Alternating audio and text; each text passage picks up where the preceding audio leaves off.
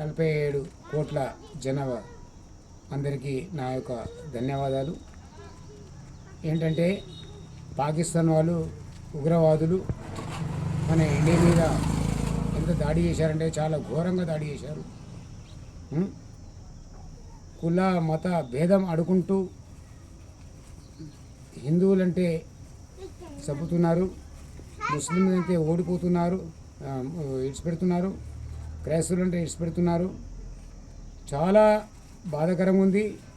ఒక ప్రేమ జంట చనిపోయింది కాబట్టి ఎంతో దుఃఖంగా మేము ఇలా బాధాకరంగా ఉంది. మన ఇండియా వాళ్ళందరూ కూడా గమనించవలసింది కోరుచుంటాము.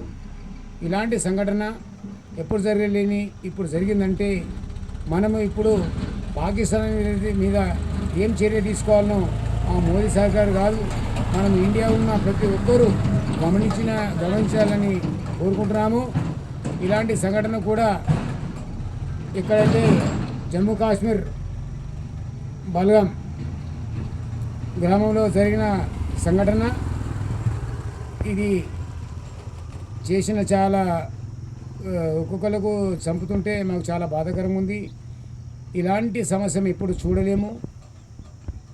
ఈ మోదీ సర్కారు కూడా పట్టించుకోవాలి.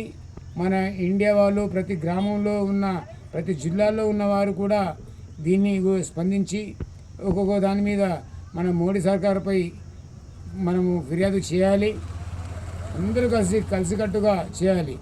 వాళ్ళు ఒకవేళ ఇలాంటి 27 మందిని ఎలా అయితే చంపారో అలాంటి మనం కూడా వాళ్ళకు నీళ్ళు తాగేటందుకు మంచి నీళ్ళు ఇవ్వకుండా వాళ్ళు ఎలా చస్తారో మనం గమనించవలసింది. ఖచ్చితంగా మనం నీళ్ళు ఇవ్వకుంటే ఖచ్చితంగా చచ్చిపోతారు. ఇంకోటి ఎగుమతులు దిగుమతులు కూడా ఆపేస్తే వాళ్ళు భిక్షగాలైపోతారు అని హెచ్చరిస్తున్నాను.